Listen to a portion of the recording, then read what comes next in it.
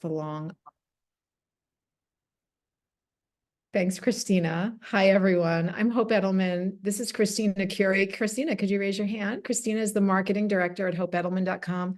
We're here today for the January 2024 Hour of Hope with Douglas and Imogen Carn of Good Mourning. We're so thrilled to have them here today with us, and women are filtering in on a very steady rate. So we'll just wait a minute or two. We're almost up to 100 people in the room, which is super exciting. We'll get started in just a moment, but we're so happy to see you and grateful that you've chosen to spend part of your Sunday with us, or Monday if you're in Australia. What time is it over there, Sally? It's midday. It's 12:02 p.m. All right. So your lunchtime. Over here in California, where I am, it's 5:02 p.m. So getting close to dinner. We try to time it just right. We alternate our hours of hopes. We do them 4 times a year, and we alternate between late in the day and early in the morning, so that twice a year, all of our UK and EU followers can join us. And then twice a year, our Australian and Asian followers can be with us. And of course, everybody gets the recording so they can watch the link at their own convenience. So anyone who's not here today will get it, and everyone who's here today will get it if they'd like to rewatch parts of today's presentation. Hour of Hope is a free quarterly public service that we here at Motherless Daughters and hopeedelman.com offer to any woman who has lost her mom, or really anyone at all.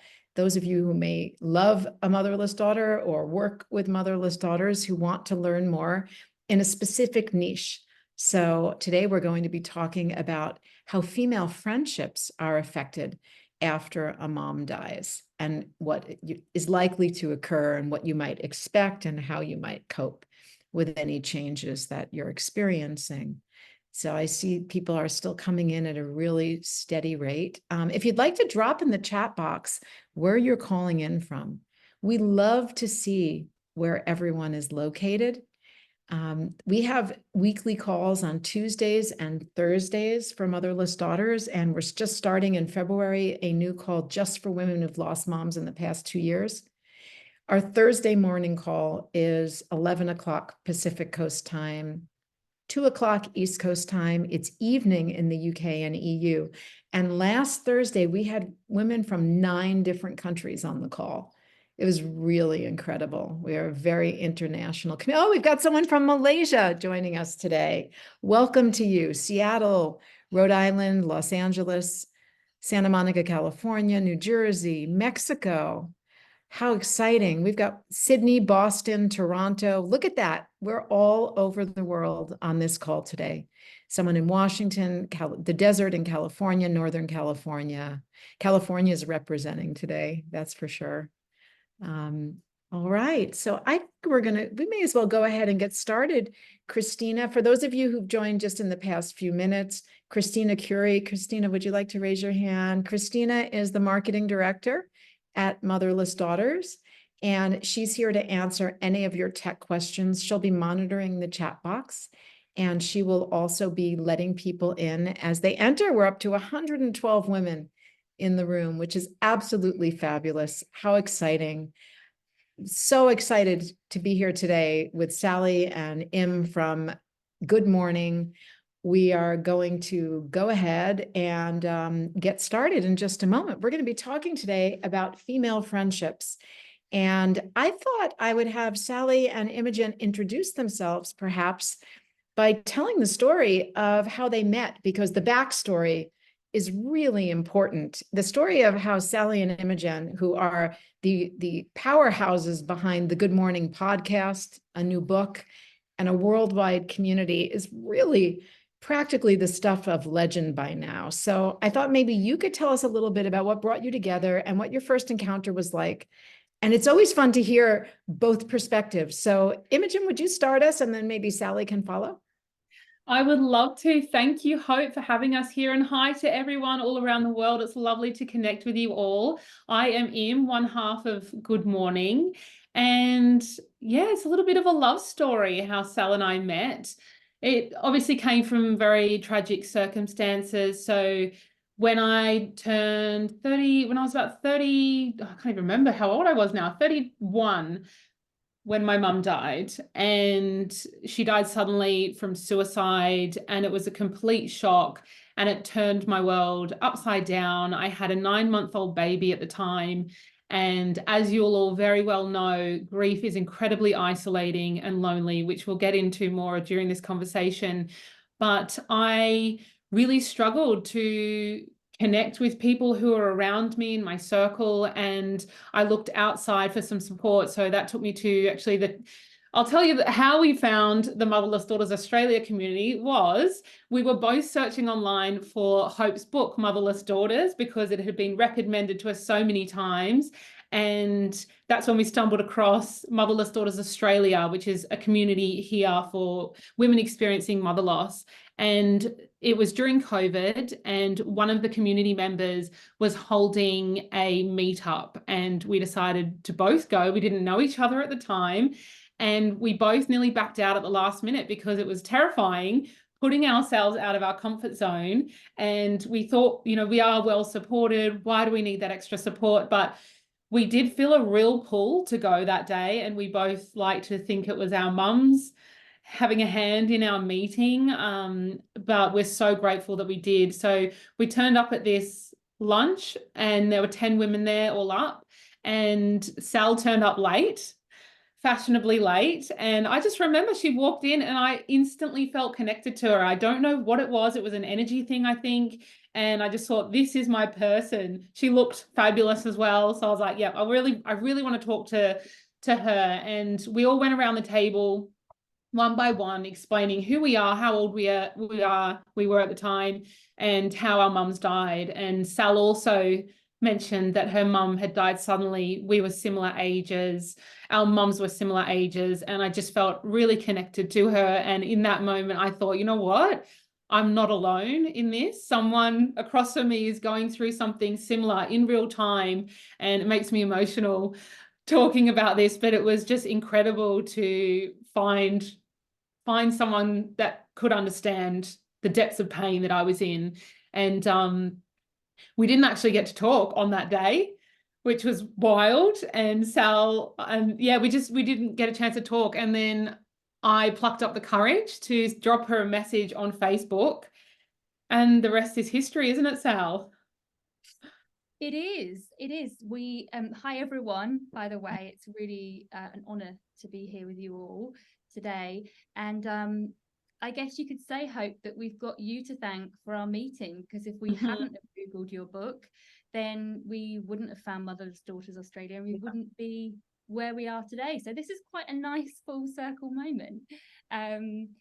So Im dropped me a message on Facebook. She sent me a DM, just saying, like, I'd love to meet up with you. You know, we met the other day, but we didn't get to talk properly. If you ever want to meet up and talk about mother loss, I really understand.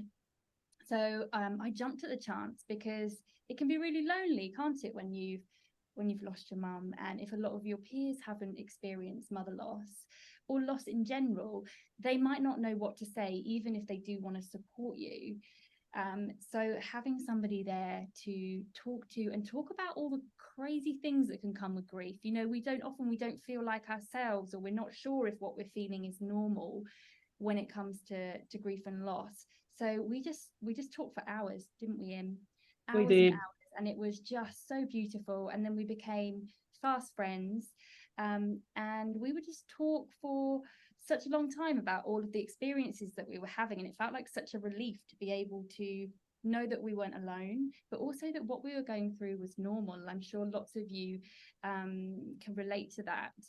And so we decided that we'd start the Good Mourning podcast, because we felt that, you know, it was really important to be able to talk really open and candidly about all the elements of grief and coping with losing our mums, and being able to share our experiences with other people, in the hope that it might help them. So that's kind of how it all started. But, you know, it was nerve-wracking to put ourselves out there and to show up at that lunch. Like, we both really, you know, because when you lose somebody, when you lose your mum, you know, you lose that relational being, and often we don't feel like ourselves. You know, we might not feel confident or in the best space to show up and make a new friend. So I think it was, yeah, we really had to push ourselves.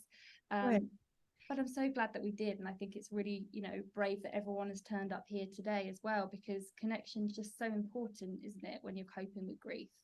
I think about that all the time, what courage it takes, especially when women come to a 4-day motherless daughters retreat. They don't know anyone in the room, and they're going to be vulnerable in a room full of strangers. And it takes so much courage to do that.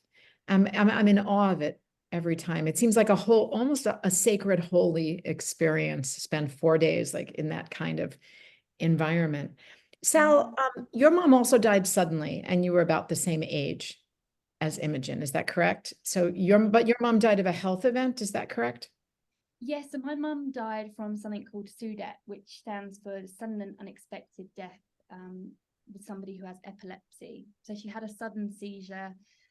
She was otherwise healthy, and I was 33, and living in Australia, and she was in the UK. So it's a big shock.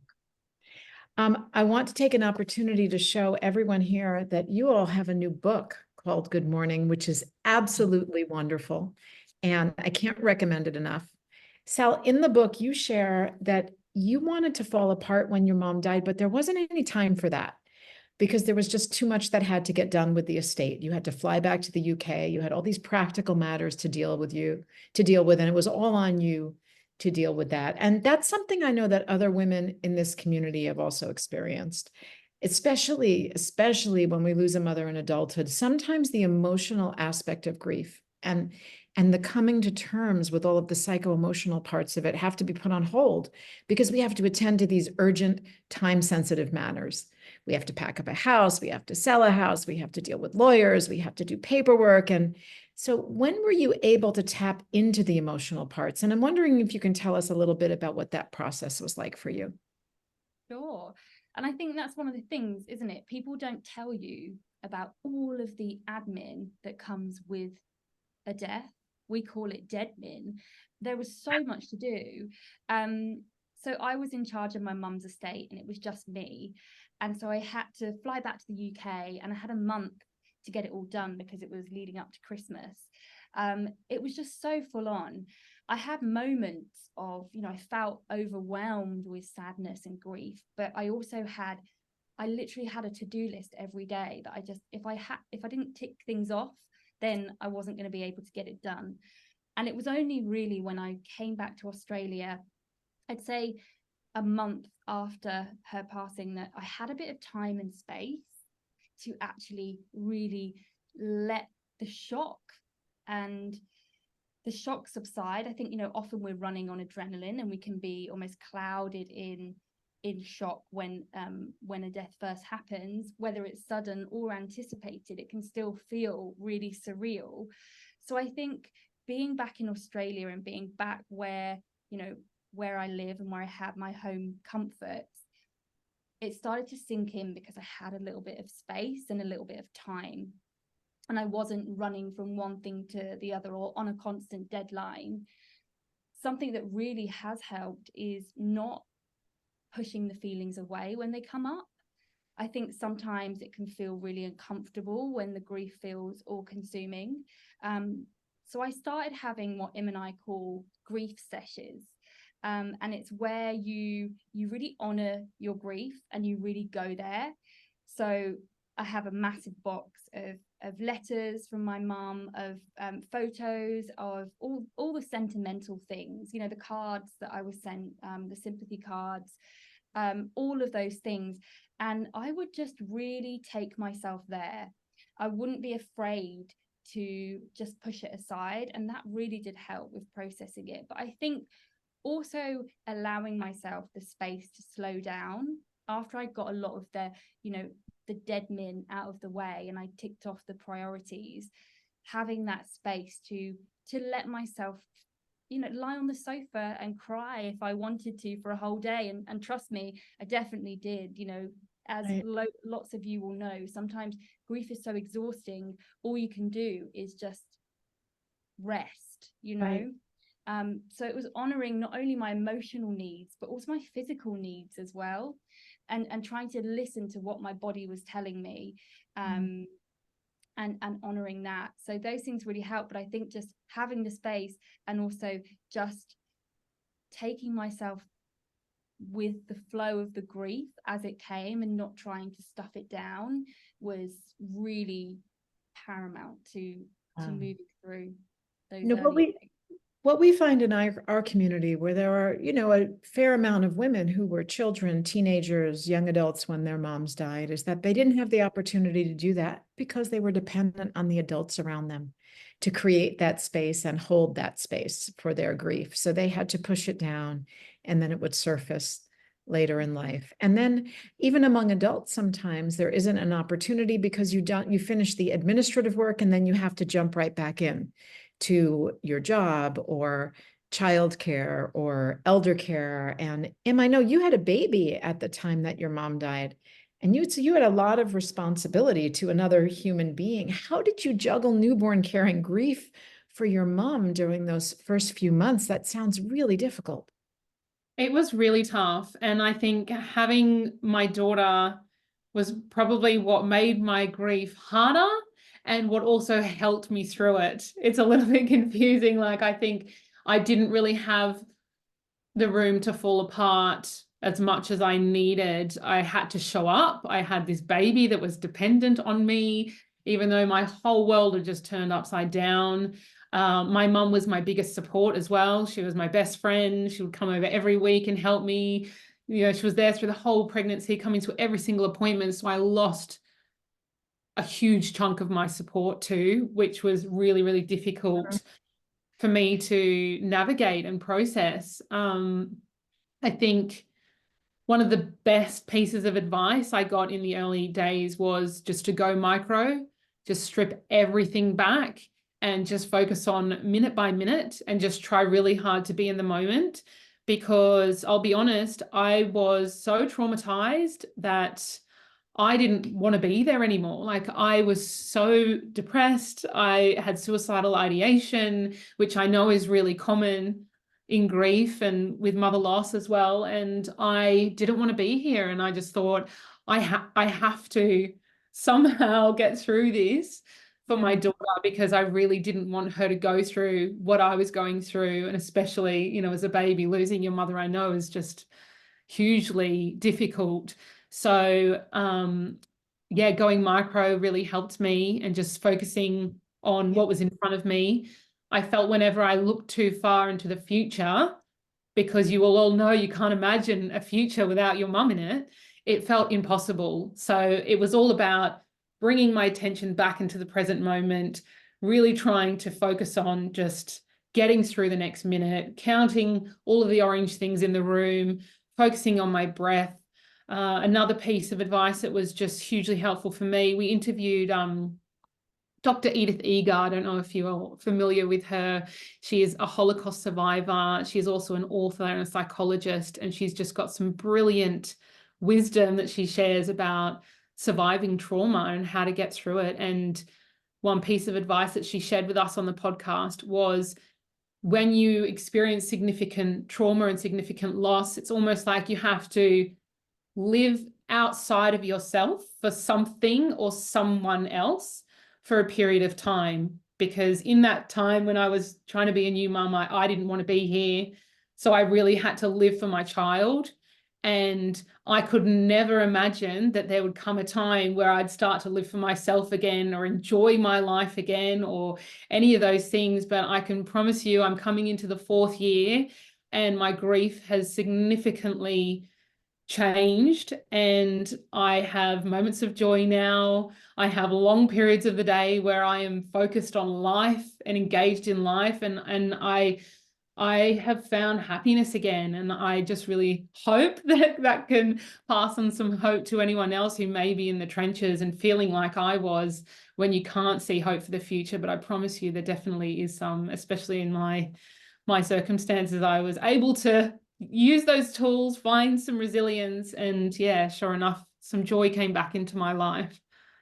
Thank you so much for being honest about that, Em. I think it's so important. I know that the whole ethos behind Good Mourning is to have these honest, candid conversations about Yeah. grief and loss. And losing a mom to suicide is so hard. I know there's women on this call who lost moms to suicide. If any of you want to post in the chat box and let each other know that you're here for each other, even just in solidarity.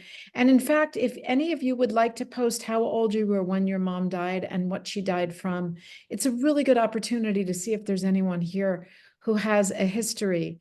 I see Charity is posting that she also lost her mom to suicide.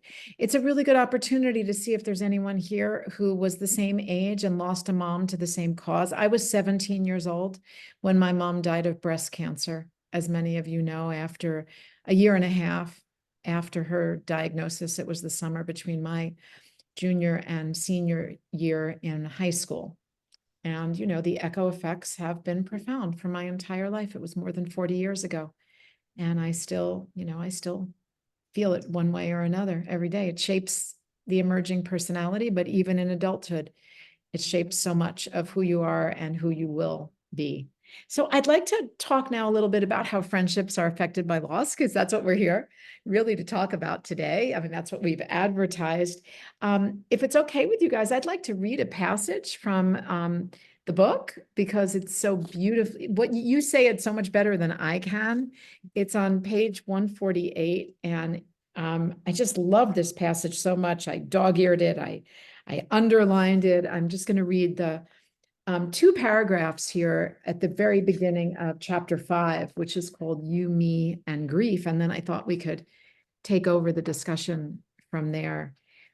You write, when grief strikes, it can shake up your support system. At a time when you sure as hell need all the support you can get, not everyone is prepared to meet you in your pain.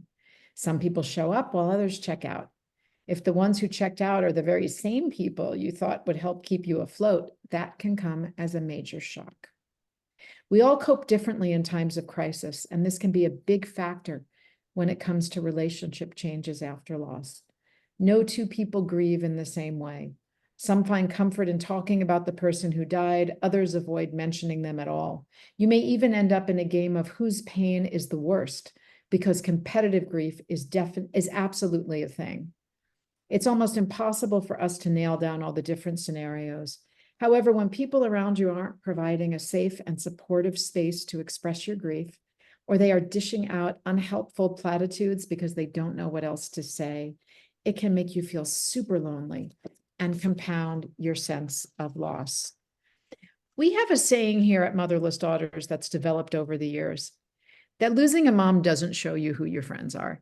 I mean, there's that adage out there, right? Oh, when you go through something tough, you're going to find out who your friends are. We don't believe that. We don't believe that losing a mom shows you who your friends are, but it does show you which of your friends are capable of showing up for you in the way that you need at that time. Would you guys agree with that? Absolutely. I think it was important for us when we were writing the book, and especially that chapter where we didn't want people going and cutting everybody off, because grief is really hard to support people in. And what we've found is, unless you've been through it yourself, it's almost impossible to know exactly what to do or say. So yeah, we would definitely agree with that, Hope. I mean, you may find that there are friends who simply don't know what to do because they've never experienced a loss of this magnitude before. They simply don't have the historical experience to draw from.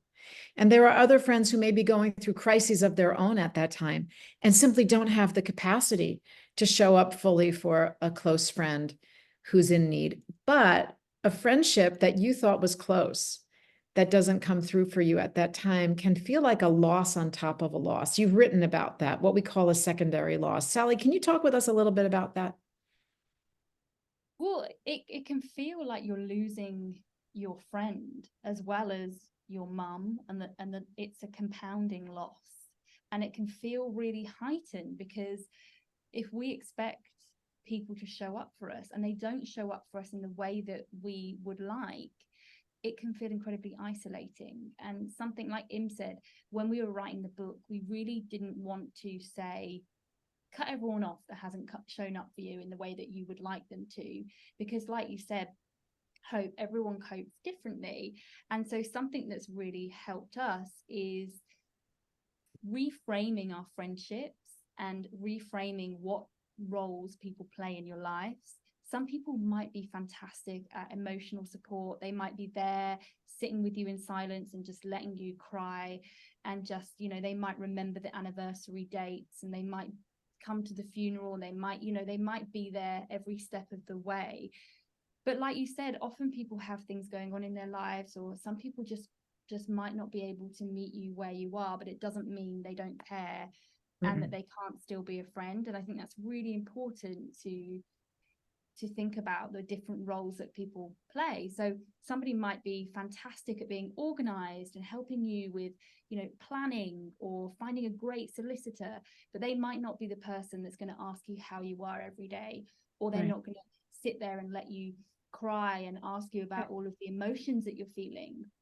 Or you might have somebody that, you know, is really fun, and they might not be there texting you and checking in all the time, but if you need a night out, or if you need to do something fun just to give yourself a sense of lightness and just to take, you know, your mind off things for a while, they might be that friend, and they might step up to the plate and be amazing support for you in that way. So I think it's thinking about the different ways that people can support you, and the different ways that people can play a role in your life, that can really actually help with alleviating that sense of disappointment and isolation that we can so often feel, can't we? And Im, I know we've both had to change our expectations of all of our friends, haven't we? Not everyone has been able to be that for us, especially in the early days. And I think that was a huge help, wasn't it? It was definitely. Expectations are everything. So, and that, you know, we're talking about friendships, but obviously that can then carry on for all the other relationships, especially if people are all grieving the same person. Everyone is going to be grieving the loss differently in their own unique way. And that can really damage a lot of relationships as well. And it can hurt. And I'll give you an example. My sister is 2 years older than me. We both lost our mum. We both had very different relationships with our mum. We're both very different people. And the way we are grieving her loss, we clash. And I can't support her. She can't support me. We end up arguing. We didn't speak for quite a long time afterwards. So it can really shake up your support system when you're experiencing grief. And I think that was what was really great about meeting Sally and going outside of my support circle, where everyone's grieving on different notes, and having that support from someone who understood but wasn't grieving the same loss as me. So we were able to actually support each other and not take things personally, and just be there. And my grief wasn't triggering Sally's, and Sally's grief wasn't triggering mine. So that's why calls like this and communities like the incredible one Hope has built is just so important, so you can make those connections outside of your usual support circle. I see Liz mentioned in the chat box that sometimes people you never imagined would show up for you will do that. And I think that speaks to remaining open to the possibility that people we can't even imagine might step in to that role. Because sometimes if we have a best friend or a partner, we may expect that, like, again, you say, Im, expectations, that they will be the one that we can lean on. And Im, you wrote very candidly about the expectations that you had on your partner and how you placed too much on that relationship. Could you talk a little bit about that? Sure. So I mentioned before that my mum was my biggest support. We were best friends. And I'm sure a lot of you have had many realizations as well after experiencing the loss of your mum. But one thing that was profound for me was I understood that I had a really codependent relationship with my mum, and I had never really learned boundaries, and I'd never really learned to self-soothe myself. So whenever anything went wrong in my life, I would pick up the phone and I would call my mum, and she would say all the things that would make me feel okay again. And that was our pattern throughout my whole life while she was here. That's what I would do. And she would help me through everything. So when I lost her, and it happened to be the most traumatic and significant life event I had ever experienced, but she wasn't there to support me through it. I didn't even know where to turn. And we were in the height of COVID. My partner is from the UK, so he's relocated to Australia with me. So he's got no family here. We had a new baby. We were stuck in isolation. And so what I was doing was I was expecting him to show up for me in unrealistic ways. So every time I had a big grief bomb, we call them, where the emotions just take over and you can't concentrate, and I just needed a hug from my mom. I needed, you know, my mom to tell me that everything was going to be okay, and she wasn't there to do that. So I was expecting him to fulfill that role and to do all those things that I would get from my mum. And then he wasn't showing up in the way that I was expecting him to. And it caused a huge rift between us, and it caused a lot of issues in our relationship. And he was financially supporting me. I couldn't go back to work after it happened. I was obviously had a baby, but I was so traumatized. The thought of going back to work made me feel physically sick. Like, I was terrified because I just felt like a completely different person. So he was financially supporting me. He was working 2 jobs at the time. He didn't have any support over here himself. He was also grieving the loss of my mum.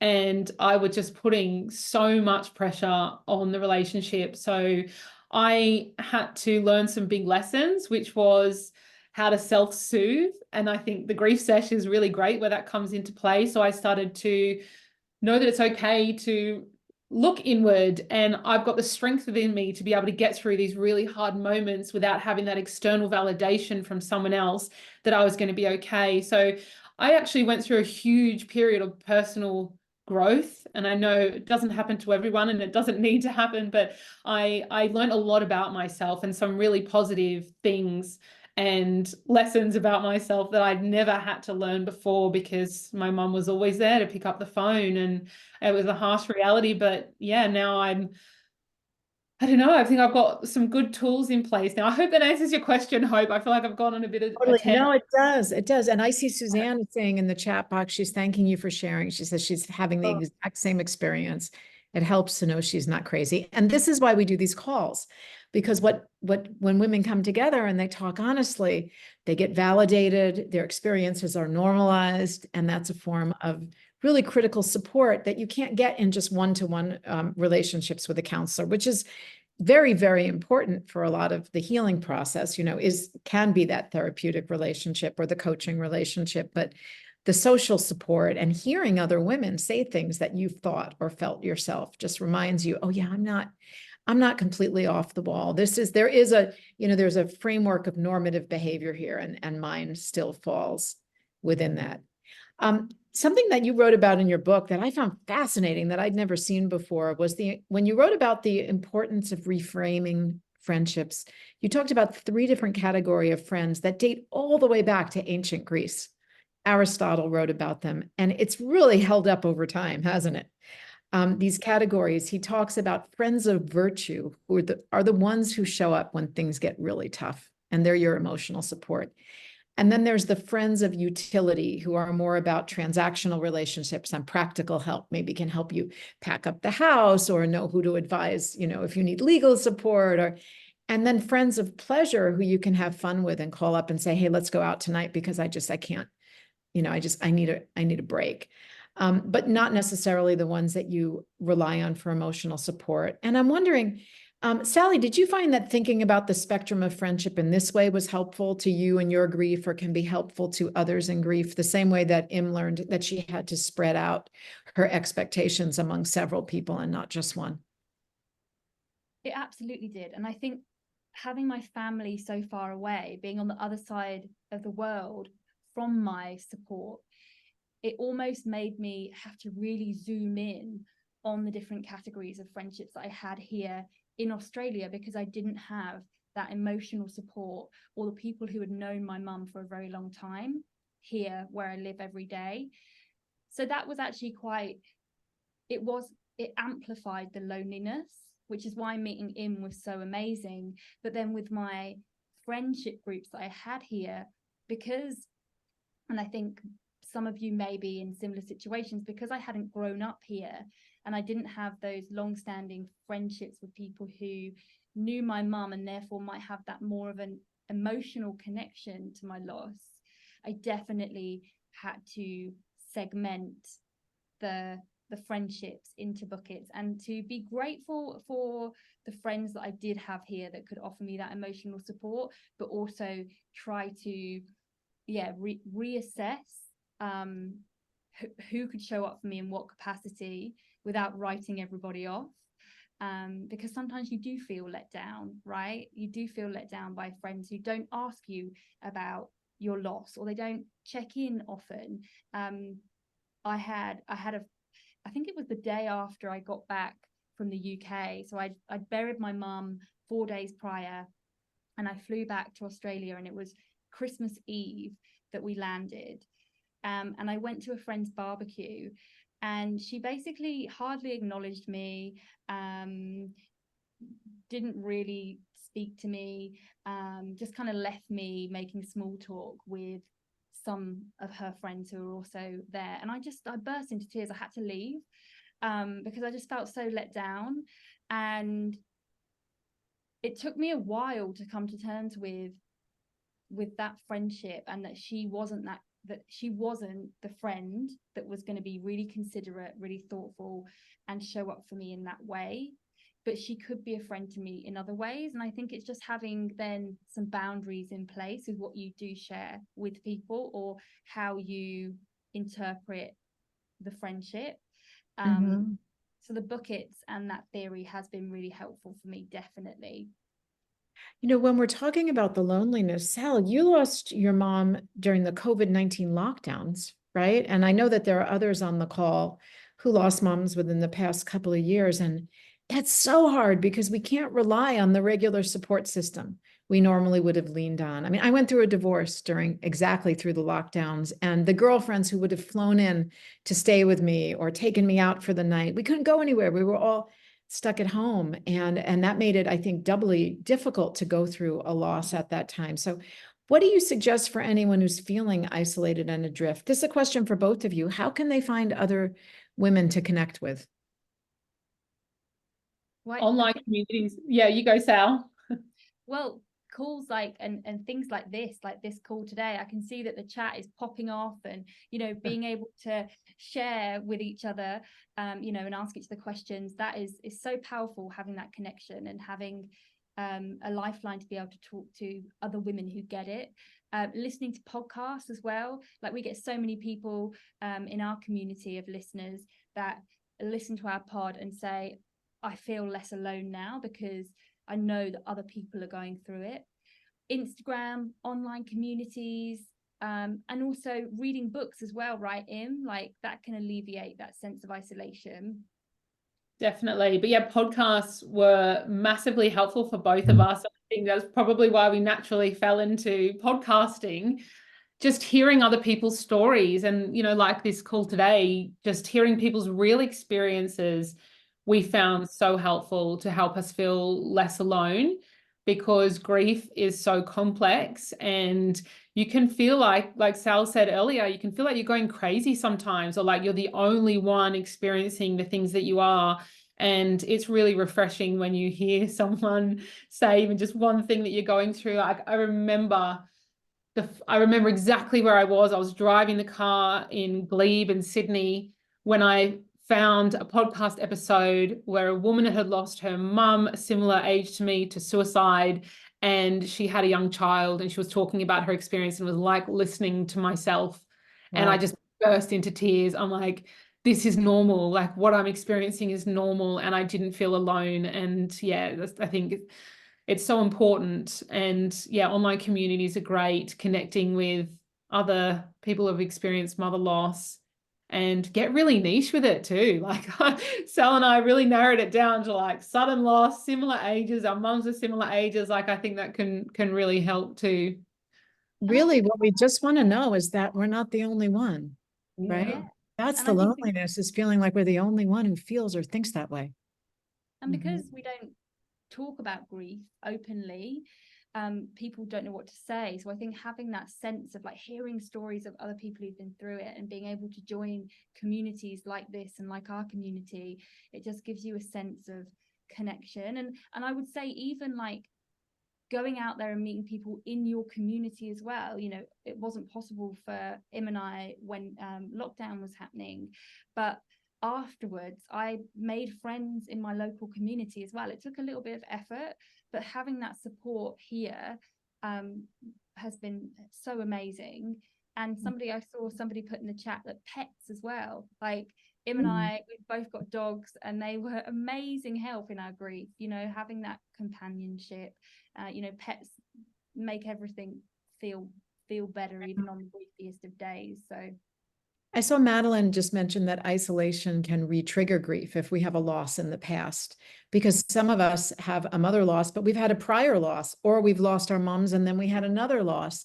And it can bring up those feelings about being alone, feeling helpless, feeling isolated, feeling confused, feeling despair. And so, yes, losses in the present can re-trigger elements or somatic experiences from loss in the past as well. But so important to find other women who have had a similar experience, which is why we asked you to put in the chat box. And that's a great segue, because I want to let everybody know about what we offer on a weekly basis. If you like this call and you want a sense of community, I'm going to take just about 3 minutes right now to let you know about weekly support that's available for you and a special offer. And then we're going to come back and we'll have a Q&A with Sally and Imogen.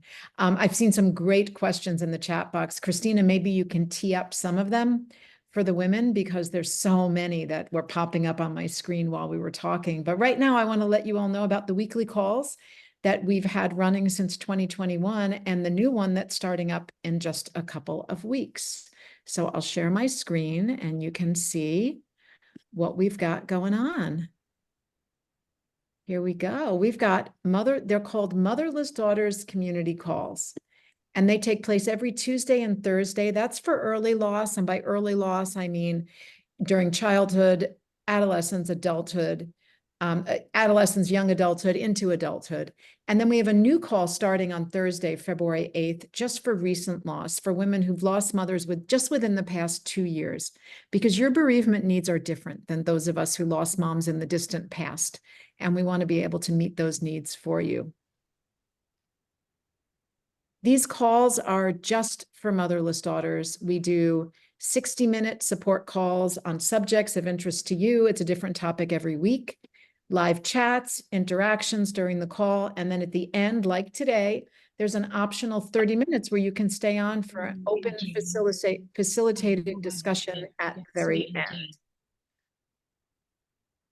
These calls are really one of a kind. I don't know anyone else who does them the same way that we do. They're international. Women participate from anywhere around the world. Some of you who got here early heard me say that our Thursday call last week had women from 9 countries. They were there from New Zealand, from Austria, from Poland, from Sweden, from Canada, from the US, from all over. They're interactive and eclectic. No two are the same, so they're always different. And they're very intentional. We co-create the community. We're asking for feedback all the time to create an environment that works for you. So if any of you here today are on the calls and would like to share something about them or what you get from them in the chat box, might be helpful or interesting for some of the new women to see. We've got 3 options now. You can join us Tuesdays. It's 5 p.m. Pacific time, 8 p.m. on the East Coast in the US and Canada. That's Wednesday morning in Australia. Thursdays, we do it at 11 o'clock in West Coast time, 2 o'clock East Coast time, because that's evening in the UK and in Europe. So we've got our sisters over there joining us on Thursdays. And now also on Thursdays, the recent loss call is starting at 5 in the evening, California time or West Coast time, 8 o'clock East Coast time, Wednesday morning in Australia. That's for women who lost moms within the last 2 years. And we make it 2 years because of what Sally was talking about. Sometimes you don't have time to get to your grief right away because you've got so much administrative stuff, what she called the deadman. I've never heard that word before. That's so good. The deadman work can really get in the way and you don't have time to get to the emotions of grief, sometimes even for the whole first year. If you can't make it live to the calls, we always send you a recorded link within 48 hours. You can watch it at your convenience. We hear a lot of women use the calls as podcasts. They listen to them in the car or when they go for their daily walks or runs. You're probably wondering, what's it going to cost me? It's $59 a month for 4 calls.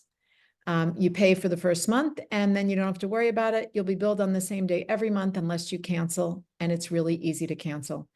And if you can't start in February, new participants are welcome to join us at the beginning of every month. But if you're on this call or on our mailing list for this call, you get a special offer. If you sign up this week, use the discount code right there, capital HOUR 39. You'll get your first 2 months for just $39 for the first 2 months. That's 8 calls. So that's less than $10 a call. That offer is good for new members only. So $39 a month for your first 2 months. That's really inexpensive to join us and get weekly support. How do you join? You just go to motherlessdaughters.com, community calls. Christina's going to put the link in the chat box. Just click there and remember to use the code HOUR39 and you'll get your $20 discount for the first 2 months. We hope you'll join us. It's a really terrific community of women both days. On Tuesdays, we have generally about 50 or 60 women who join us live every day. Every Tuesday, and on Thursdays, it's a little smaller. We've got about 30 or 35 who are there live. The same women, it's really building friendships, starting to get to know each other offline as well. So really happy to welcome you if you'd like to join the virtual community of Motherless Daughters.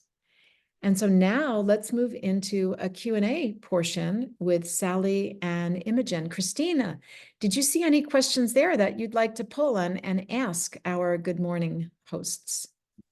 Yeah, we had one about self-soothing and if there was anything that you guys recommended that they could kind of take away, some of your favorite self-soothing techniques. Great question. For me personally, I think this is where the grief sesh that Sal talked about comes in really handy.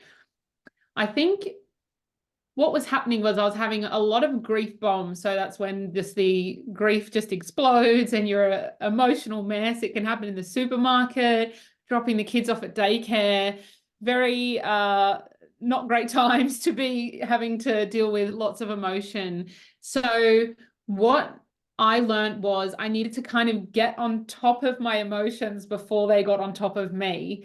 So I would set aside time where I would grieve and I would allow myself to feel all those emotions and not at an inconvenient time. And I think that also really helped with needing my partner to soothe me when I was feeling griefy.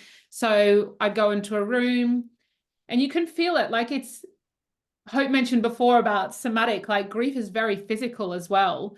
And I could feel myself, I could feel the emotions getting pent up inside of me and I'd become quite irritable and I just knew any moment it could explode.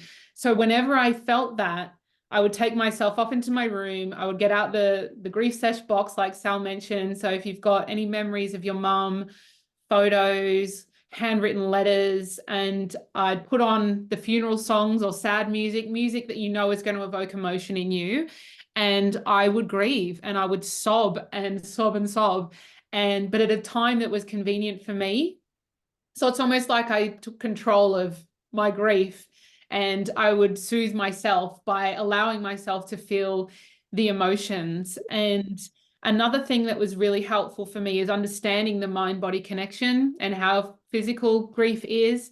And I did a lot of talk therapy in the start, and that was really helpful. It's so important to be able to, articulate what's going on for you and learn the language that you need to kind of let people know what sort of support you need. But it wasn't enough for me, I think, because the loss was so traumatic as well. Like I had a lot of trauma trapped in my body and I was ruminating constantly. I was having nightmares. I couldn't eat properly. I couldn't sleep properly. So learning about the mind-body connection was incredibly helpful. So I started doing energy healing as well. So it can be acupuncture, kinesiology. I started doing something called Kundalini, which has been amazingly helpful for me. And so, yeah, I guess my self-soothing now is knowing when I need to help myself and knowing when I need to express my emotions and what's going on for me. And I do it in a safe space where I've got control over it and I'm not relying on somebody else to help me. And yeah, so all of those things have been really helpful for me. Sal, you might be able to input something different. I think journaling has been really helpful for me. Mhm. The act of getting out what is going often whirling in my mind, being able to write it out, and it feels like, even sometimes just doing a bit of a word dump, it helps me process what is happening for me. Sometimes I can't even articulate what I'm feeling and all of the emotions, you know. Grief is so many emotions. It's not just sadness, and sometimes we can feel all of them at once. So I think that has been a real act of self-soothing for me, is being able to just scribble out what I'm feeling, even if it feels irrational and random, and even if it doesn't make sense. I found that really helps. You know, I see a lot of activity going on in the chat box around somatic work and how important it is, because the body holds on to stress that maybe the mind is suppressing. And I've been doing somatic experience technique work lately. Really recommend it. If anyone has any other modalities that they've done or anything that they'd recommend to the group, of course, we are not a referral service and we are not offering therapy or medical advice, but we do encourage women to share what has worked for them. So please take that in the spirit in which it's intended. Christina, did you see any other questions you'd like to pop over to the women? Yeah, someone asked about anger and feeling angry towards your mom. She lost her mom a year ago and she feels like she's just angry all the time. One And So her mom, or angry about just in general? Did she specify? No. But I can clarify. It's just anger around why she left and why she couldn't take care of her health better. Okay. Yeah. Thank you. Im, do you want to work with that a little bit? Because losing a mom to suicide, I know that can come up and often does. I can work with that. Anger was surprisingly for me the most prevalent emotion that I felt for at least the first year. I was so angry. I was angry at my mum, and then I felt guilt for feeling angry at my mum. I was angry at myself for not doing enough. I was angry at the world. I was angry at other mothers and daughters having coffee. Like, how dare they? Like, everything made me feel so angry. And like I mentioned before, I really struggled with my emotions and expressing them, and often it would come out and I'd yell at my partner and we'd get into arguments, and I remember so many times I'd storm out of the house, slam the door, go for an aggressive walk around the block. Like, I was really angry, and it probably wasn't very pleasant to live with at the time. But one thing that really helped me with the anger was car screaming. So I would get into my car and I would blare music and I would drive around at a slow speed, very safely. Just safety is paramount here. And I would just scream, because we live in a society that doesn't really allow you to be angry. It's not seen as okay. And it is an emotion. It's a very normal and natural emotion, especially when you're grieving, and it needs to be expressed. So finding healthy ways to express that emotion is really important. So yeah, car screaming helped me a lot. I had, Sal mentioned journaling. I actually had a rage journal. So I would just scribble out all the angry thoughts and feelings that I had, because again, it's a way of expressing it. So it's not staying stored in me and I'm not yelling at someone in the supermarket. So I found getting it out on paper, like I would not open that journal now. Like, I don't even want to know what's in there. I think it needs to be burnt one day. But yeah, anger is really normal. And also just allow yourself to feel it and just let yourself know that it's okay to be feeling that way. And yeah, finding healthy ways. Boxing's really good. Running, I was doing a lot of running as well. Anything that's going to just get that out. I remember as well, my therapist at the time. So my mum's suicide was really complicated. She was in a DV relationship, a domestic violence relationship. So there was someone else involved with what happened to her. And I had a lot of anger towards another person, which obviously would not be helpful to express to them.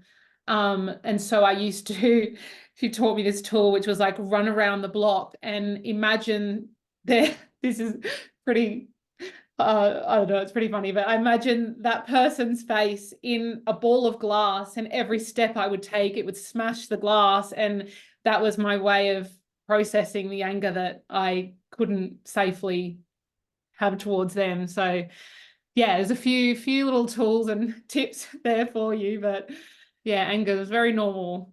Well, what you're talking about is externalizing the anger. It's about getting it out of your body, Yeah. expelling it in one way, in some way. Those of you who are fans of Dead to Me on, I think it's on Netflix, Christina Applegate, she does car screaming after, I don't know if you've seen it, No, I after her haven't. I need to watch dies. that. She goes in the car, she cranks up the volume with like heavy metal music, and she just starts screaming in the car. And that's because she has children at home, and that's her private space. So yeah, it's a thing. It is a Absolutely. thing. I You know, thought it you was quite fun, see? That's something that just came and went really quickly, and we don't have a lot of time, but I just want to acknowledge it. Sal, maybe you've got a few words about it before we break for the open conversation. But you said something about feeling angry about your friends who had moms. Like, how dare they have moms that they can go out with or have lunch with? And this is something we hear all the time in our community, how painful it is, not just to see our friends getting to have a relationship with their moms when we can't, but also seeing them, in our perception, mistreat their moms or not appreciate them the way that we imagine we would appreciate our moms. Sal, just do you have any words on that? Any suggestions or insights for anyone who might be feeling that way? That your feelings are valid. It can be really triggering, and it can make you feel pretty angry. I remember I've been in quite a few situations where I felt like, this is so unfair. Do you not understand what you have? I think taking a step back and just limiting your interactions with that person for a while, if you find that it's triggering you, it's making you angry, or you just can't cope with the way that they're being, or the way that they're, if they are moaning about their mum, or if you are finding that you are feeling angry that people have their mum around still, I think just honoring your emotions and letting yourself feel the anger. And I know that's something that you really felt in the early days, especially, didn't you? Like, feeling like it was unfair and unjust that other people had their mum still. I also remember, Sal, there was a day that you were at the beach and I got a message from you, and you were eavesdropping on a mother, or I think you were eavesdropping on two women who were together, and one of them was moaning about their mum, and you were messaging me going, this is infuriating me. Like, the way she's talking about her mum, she's got no idea what it's like.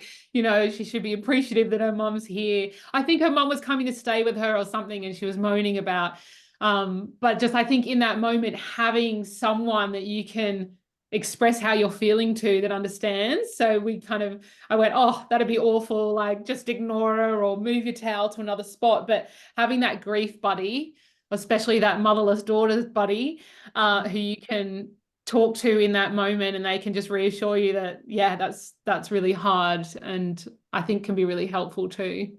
Because I think sometimes that's all we need, right? Like, that reassurance that it's okay to feel that way, and that we're not alone. It's not just us that's feeling that. Like, looking at this chat, you're all really comforting and reassuring each other right now. It's just knowing that, like, oh, okay, it's not me being weird, or it's okay to feel this. That was so helpful. I remember that day now, that you've mentioned it. I was furious. Yeah. Well, women, I cannot thank you enough for being here with us today. We move now into, we'll stop the recording in a moment. We move now into just an open conversation where we all go on the screen together, and we just, people raise their hands, things they want to share, things they want to say, things they want to ask. You're absolutely welcome to stay for it if you'd like. If you can't, we understand. We're grateful for the time you gave us. But before you go, I want to remind everybody that Good Mourning is available in the US. It's published in Australia, but you can order it online, and I highly recommend it. And I just wanted to ask, what's next for the two of you?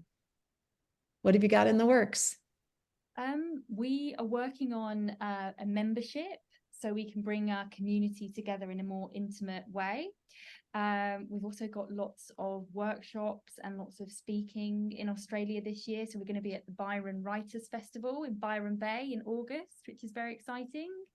And we're about to launch season, I want to say 8, or is it 8? Season 8 of our podcast in late February. We've got some incredible guests. We're covering some incredible topics. So definitely tune in, guys. If you haven't listened to the pod before, we're going to be talking about things like how grief can impact your brain, how to cope when your relationships change, coping with grief at work. So yeah, we've got some really juicy topics and amazing guests. Have we got anything else on the go, Im? I mean, that's quite a lot, isn't it? Like to keep ourselves busy. Libby has asked if we've got anything in Melbourne. We would definitely love to come to Melbourne to do an event, and I think it's probably on the cards this year. What do you think, Sal? It needs to happen for sure. Yeah, Watch I think it will Libby. happen. Yeah. And spoiler alert, we're three of us are talking about maybe a Motherless Daughters retreat in Australia in 2025. 2024, we're moving to the UK, maybe 2025 in Australia. We've definitely got that in our back pocket. Thank you both so much, so much. Sally Douglas and Imogen Carn of Good Mourning. I'm Hope Edelman, author of Motherless Daughters, founder at motherlessdaughters.com. And I'll look forward to seeing all of you again in April at the next Hour of Hope. Thank you so much for having us, Hope. And thank Thank you, you. everyone. It's been, really special to share this time with you all.